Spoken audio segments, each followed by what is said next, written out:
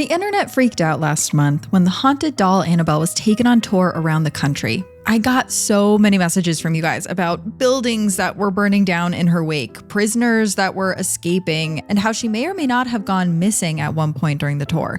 But what was really going on? Why was the Annabelle tour such a disaster? I have been obsessively reading everything I can about it and the experiences people had with her, and I wanted to put all of that into one big deep dive episode today for you.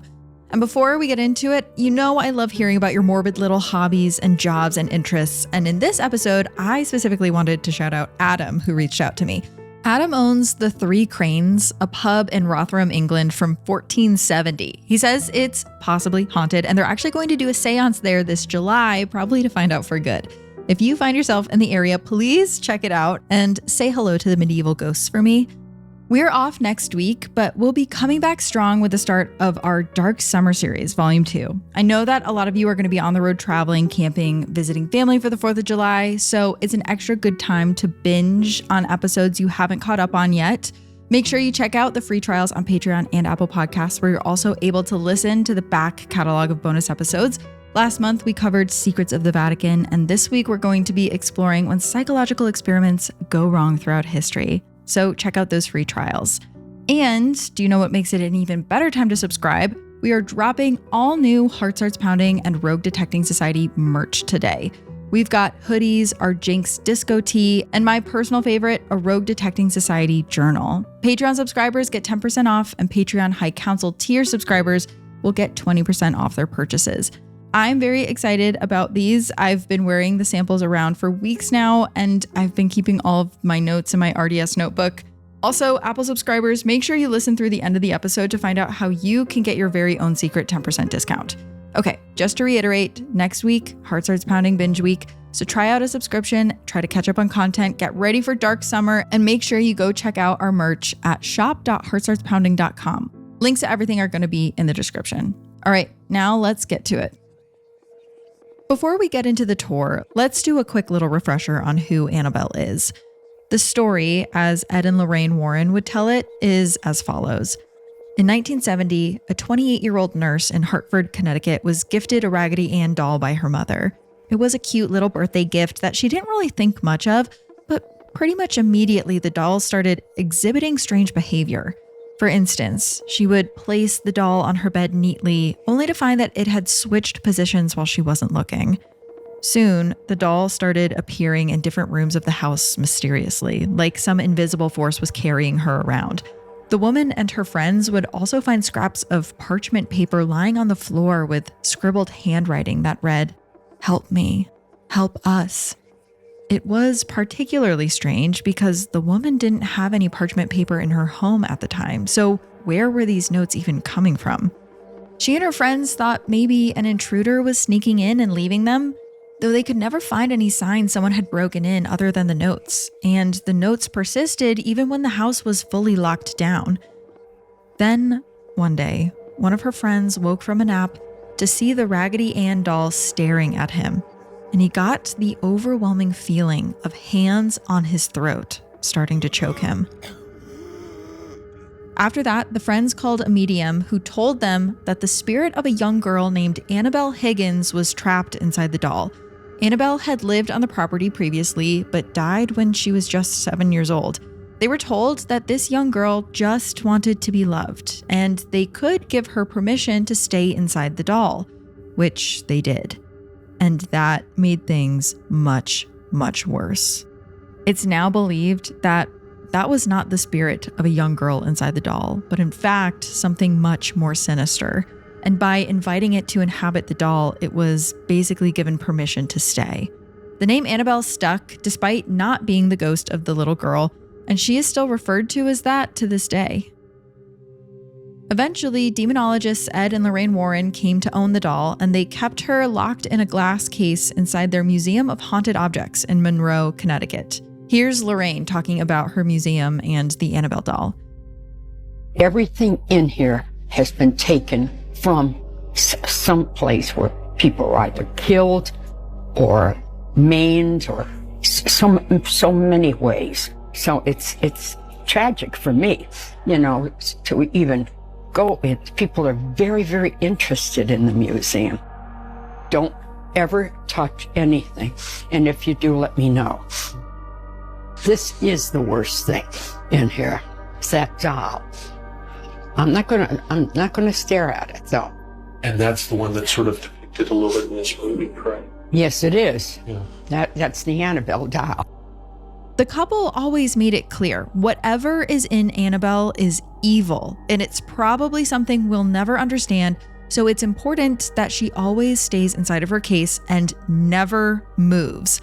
So you can understand why the internet was shocked, to say the least, when it was announced earlier this year that she would be going on tour across America. The tour was going to be organized by the New England Society of Psychic Research, or NESPR for short. Now, NESPR was founded in 1952 by Ed and Lorraine Warren, and the organization tried to assure everyone that this tour was always part of Ed and Lorraine's plan. They said that the couple knew that not everyone would be able to come visit their home in Connecticut, and they wanted to give more people a chance to see the haunted objects they'd collected over their career. So the idea was always that some of these objects would go on tour. But out of everything in their museum, Annabelle appears to be the only object that constantly needs to be locked up. She's always in her little wooden box with the little glass window because bad stuff happens when she's not. So people naturally were nervous, especially because some people mentioned that Annabelle had already been brought to events in the past, and those didn't necessarily go very well. So this story happened to a woman named Katrina Despotovich, though I first heard it told by an Instagram user named Spooks and Ghouls. In 2019, Katrina attended a dinner that NESPR threw called An Evening with Annabelle. At the dinner, NESPR was going to bring a few haunted objects from the Warren Museum for people to be able to see, including Annabelle and her protective casing. Katrina actually showed a picture of the waiver she had to sign, and it absolved NESPR of all traumatic influence associated with viewing the items or being in the presence of Annabelle and or items, which I thought that was kind of funny. Now, other items that were at the dinner included a very eerie satanic idol that the Warrens collected from a man in Sandy Hook, Connecticut, just north of the Warrens' home. The figure is tall, lanky, and completely black. It almost looks like it's made out of sticks. It also has these big, uneven black eyes and two tall horns. The story goes that the man was a hunter who was out in the woods when he noticed this very figure. There was also a man in black robes walking away from the scene, but the hunter didn't get a very good look at him. The Warrens brought the figure to their museum, and Lorraine immediately fell ill. Ed thought it was probably because this object had a curse placed on it by a satanic priestess that once owned it. He had mentioned before that Satanism was much more common in Connecticut than people realized, which, you know, me being from there, that doesn't really surprise me. The vibes are off in some parts of Connecticut. If you know, you know. Another haunted object that was there is known as the Shadow Doll, and it's said to kill people in their dreams. The doll is covered in these black bird feathers, and it also has this black shawl wrapped around it. On top of that, it has a real human tooth lodged in its mouth. To send the evil of the Shadow Doll to someone, you're supposed to take a picture of it and write a curse on the back of the photo, and then you mail that image to the person you would like to curse.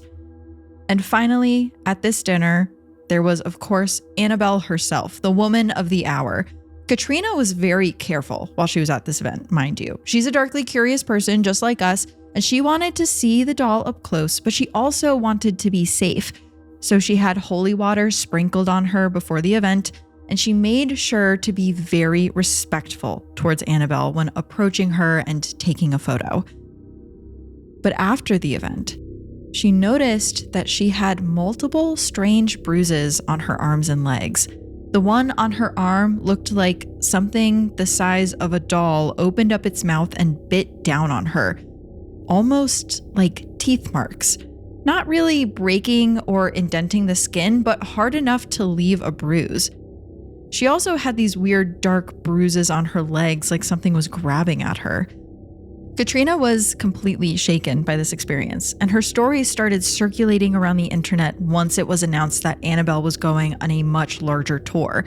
Because what Katrina had attended was just a dinner nearby the Warrens' home in Connecticut. What was going to happen when Annabelle was brought all around the country? That brings us to our first stop on the Annabelle tour, West Virginia State Penitentiary. So it seems like the idea was to bring Annabelle to various haunted locations around the United States, the first one being the very haunted West Virginia State Penitentiary. This massive Gothic-style jail opened in 1866 and ran until 1995, and today functions mostly as a museum and tourist attraction.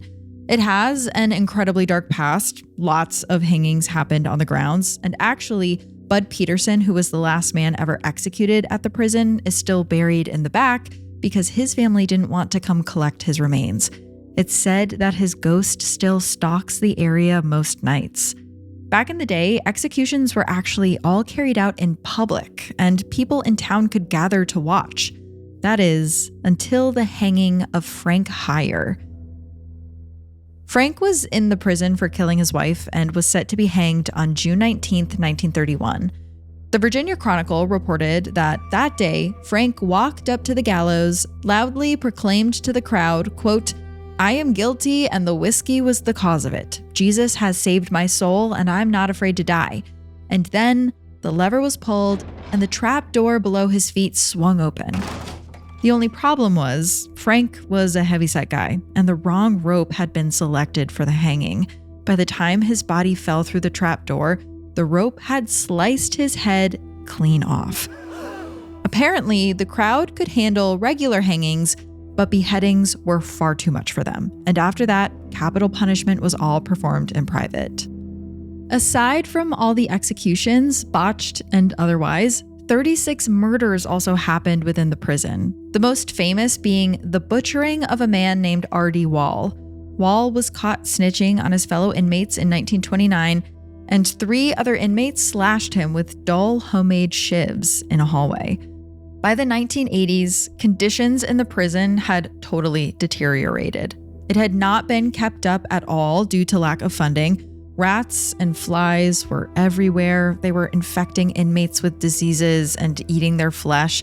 The plumbing hadn't been repaired in years, and sewage leaked out into the hallways and smeared onto the walls. On New Year's Day in 1986, the prisoners had enough, and they rioted, overtaking the guards and the kitchen staff. They held knives to their throats and handcuffed them to each other. 3 inmates died in the process, but they were able to get a meeting with the mayor, and he did agree to a new list of standards within the prison. The penitentiary did eventually close in 1995, and pretty much to no one's surprise, people started reporting that the prison was haunted basically immediately after it closed. Stories started surfacing of disembodied voices being heard throughout the building. Security guards would see figures out of the corners of their eyes, and visitors reported feeling like they were being touched and grabbed by invisible hands. And so, Nesper thought that this was the perfect place to bring Annabelle for her first stop of the tour. I saw a lot of comments from locals about her being brought to the penitentiary. Mind you, it is located in Appalachia. So a lot of people were basically like, Appalachia has a lot going on as is. We do not need Annabelle here running amok. Thank you very much. Hey, what the Why did I just see a video of Annabelle being brought to the West Virginia State Penitentiary? Let me tell you something. It's haunted as hell here. We can't even go in the woods past 8 p.m. at night. Actually, we can't even look in that direction. Why would you do that? What the Why would you take a cursed Raggedy Ann doll that's known for drop-kicking souls into the shadow realm to a facility that's already 97% ghost and one underpaid janitor named Earl? But then, when Annabelle arrived, something really unexpected happened.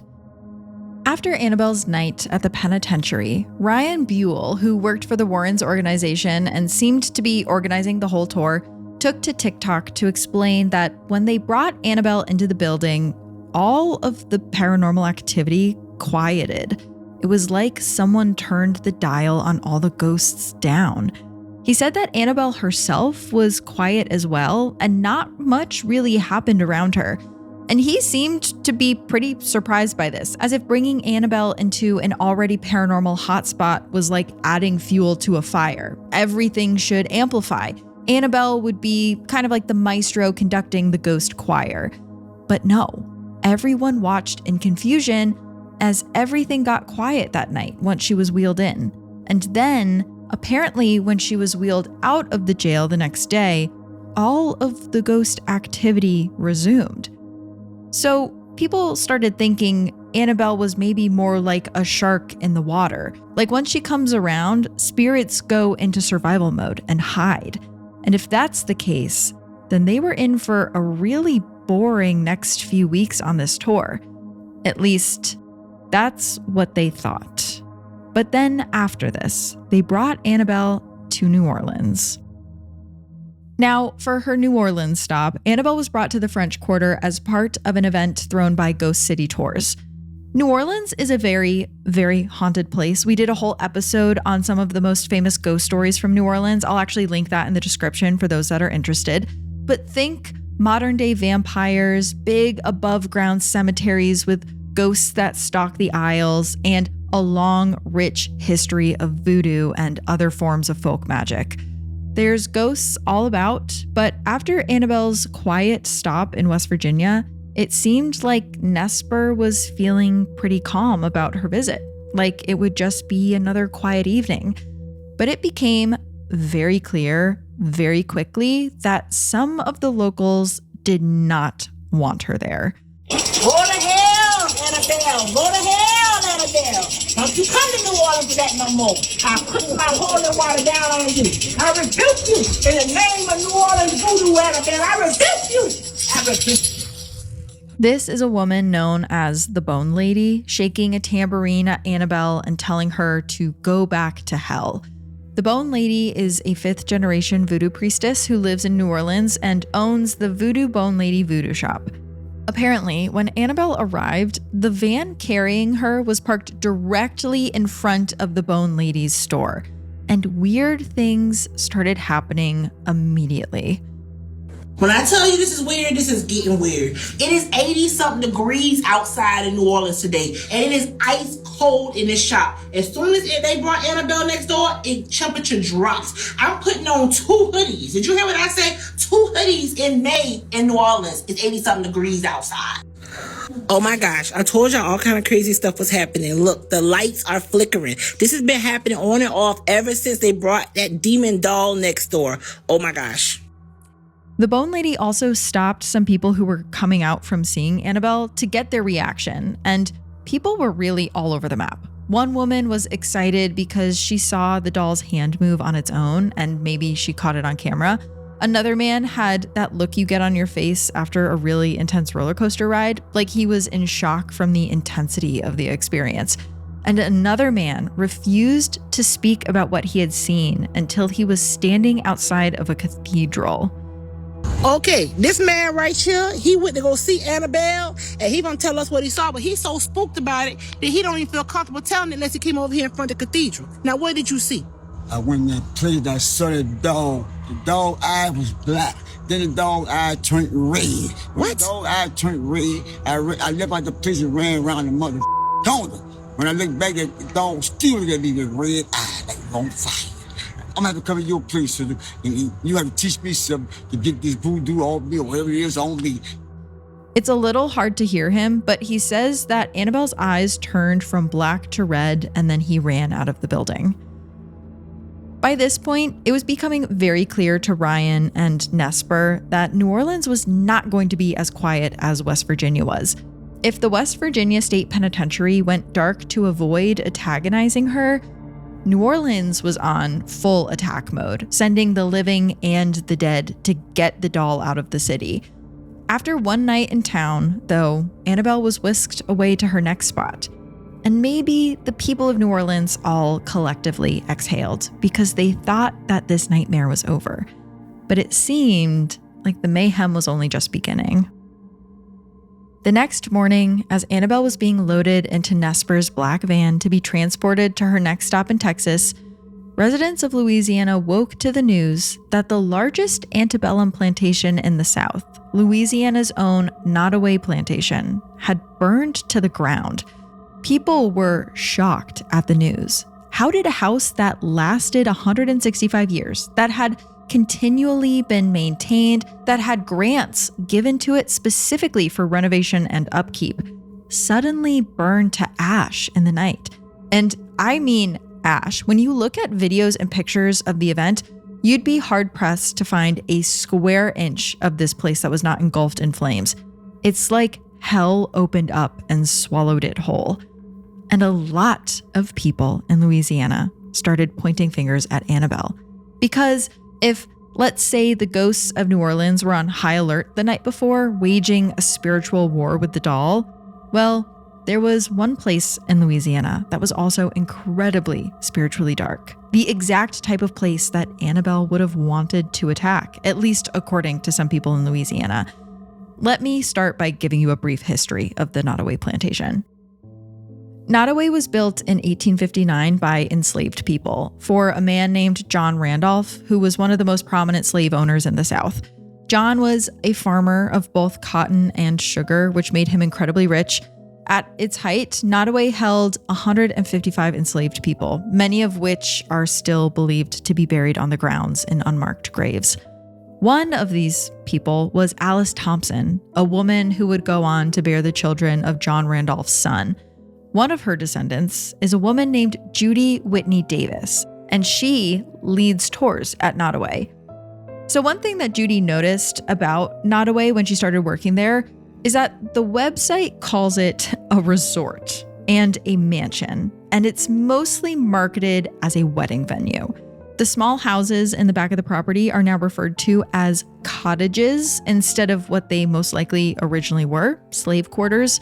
And when Judy went to the history section of the website, it only mentioned the trees on the property. No, seriously, it's still up to this day. In the history tab, there is one section that reads, quote, Nottoway's grounds feature 16 majestic oak trees spread across the 31-acre property. And that's it. There's no other history of the place mentioned on the website at all. They don't even really talk about when the house was originally built or what it was built for.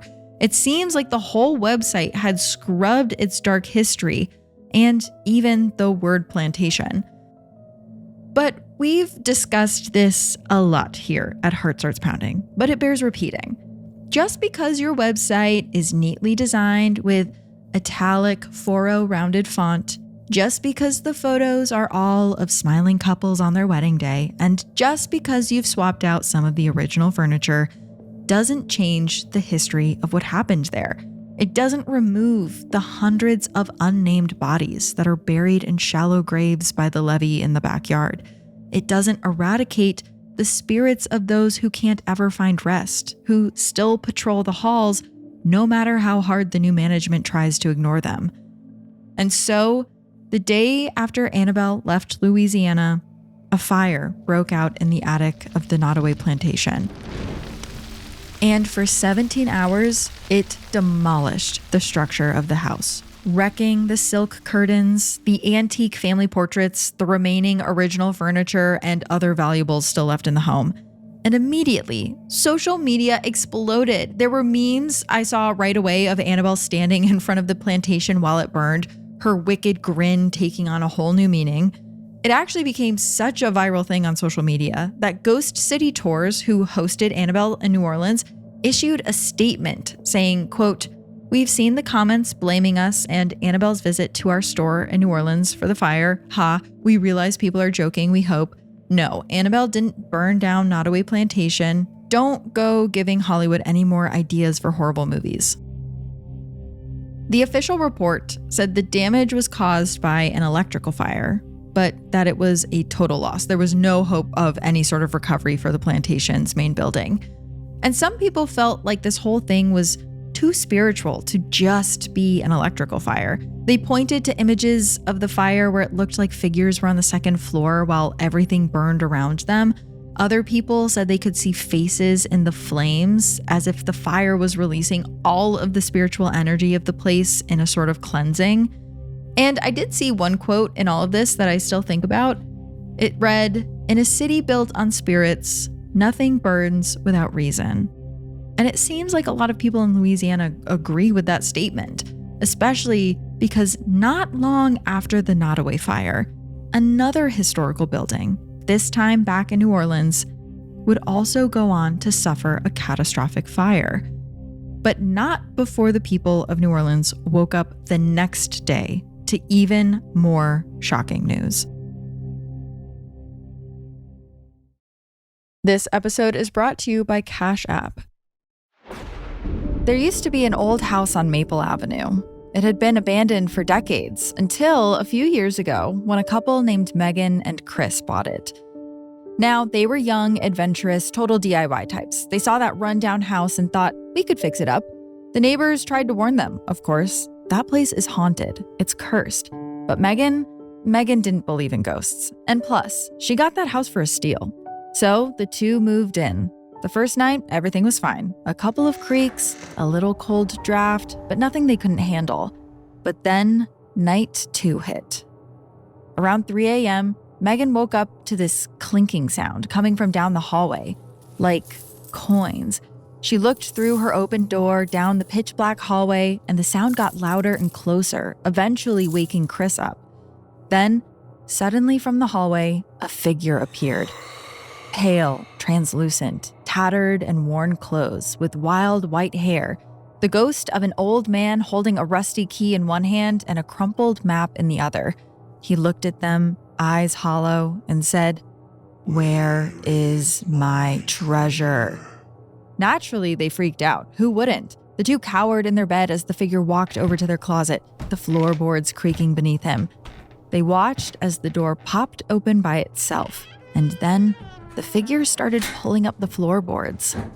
Shortly after, he stopped and slowly reached down, pulling something to the surface.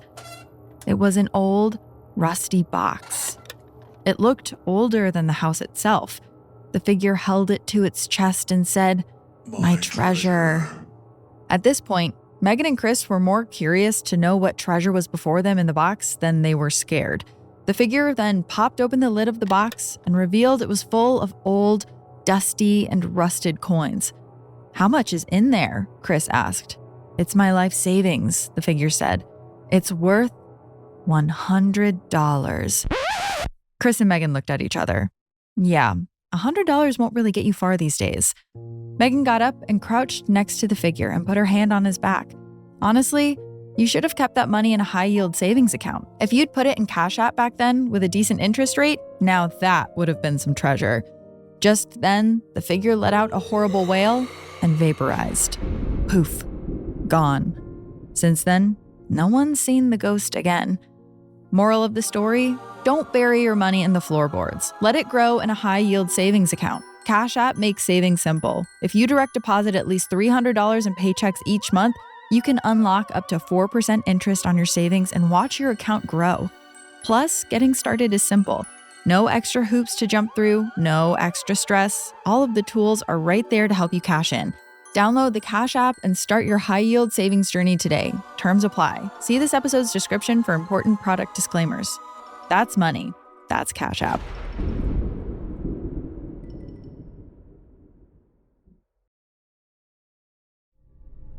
The day after the Nottoway fire, May 16th, maybe everyone thought that day would be a chill day in the area. Maybe they were finally reaching some equilibrium after Annabelle's departure.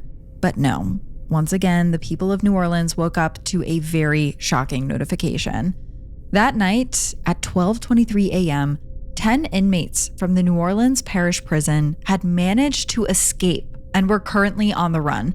So security footage shows the men running out of the prison in the dead of night with their orange and white uniforms on, using blankets to protect themselves from the barbed wire fence, and then running across an interstate into a neighborhood. And these seem to be particularly scary inmates, I should add. The men all ranged in age from 19 to 42 years old and had been imprisoned for a variety of different offenses, from domestic abuse battery to rape to murder. A few of them were imprisoned for life without parole, not necessarily the people you would hope would be fleeing through the woods in your backyard. Initially, it seemed like faulty locks were the source of the escape, especially after it came out that days before the prisoners were able to flee, the Orleans Parish Sheriff's Office asked for money to fix faulty locks on the cells. But those who were familiar with the prison knew that it would have been nearly impossible to escape without help. And that's when a little bit more about the escape started coming to light. So, one of the escapees, Derek Groves, was there for a 2018 Mardi Gras shooting that earned him a life sentence without parole. He actually is still currently on the run, but he was dating a woman named Dariana Burton, who used to work for the Orleans Parish Sheriff's Office, but she was let go for smuggling contraband into the prison for inmates. It's now believed that she aided in the escape plan by helping the prisoners communicate with people outside of the jail that could help them. A janitor was also discovered to have cut the water supply to a toilet so that it could be removed.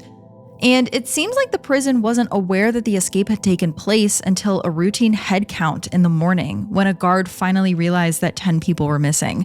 Eventually, a hole in the prison was found with the words, "Too easy, LOL," scrawled above it.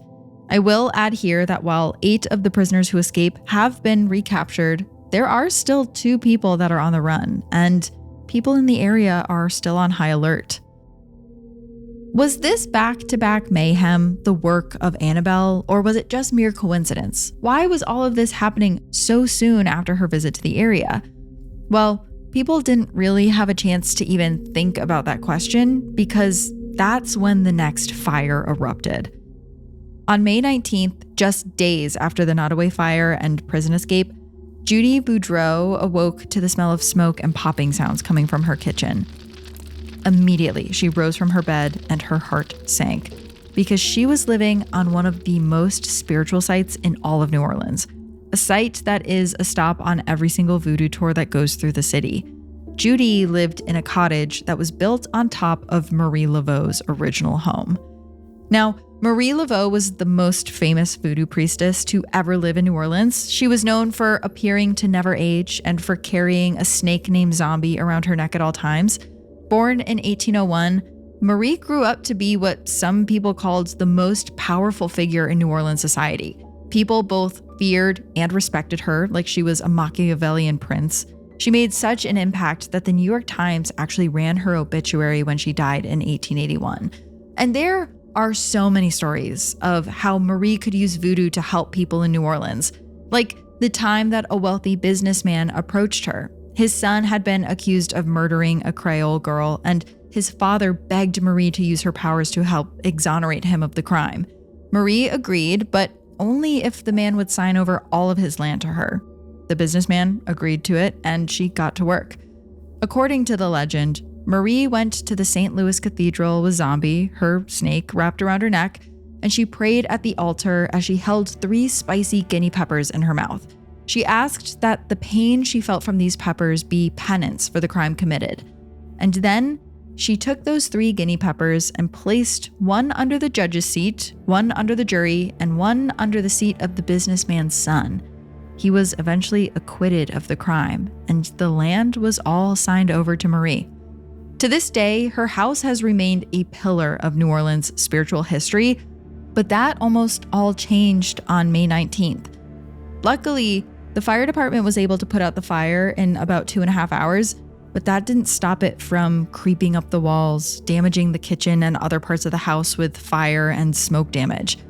And once again, the internet cried, "Annabelle!" All of this mayhem started just after she left. It seemed like she somehow changed the spiritual makeup of the area, and now everything was going haywire. After New Orleans, Annabelle was sent to the Psychic and Spirit Fest in San Antonio, Texas. The event, which was put on by Curious Twins Paranormal at Victoria's Black Swan Inn, was a festival of booths that included tarot card readers, psychics, mediums, crystals, potions, as well as day-long programs of speakers, paranormal investigators, and even a demonologist.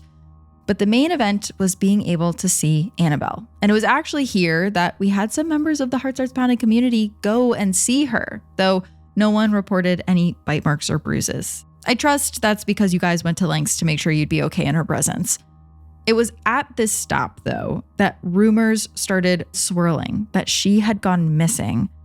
A TikTok that has since been debunked claimed that after Annabelle left San Antonio, she was on her way to Chicago for another stop on her tour when she somehow vanished.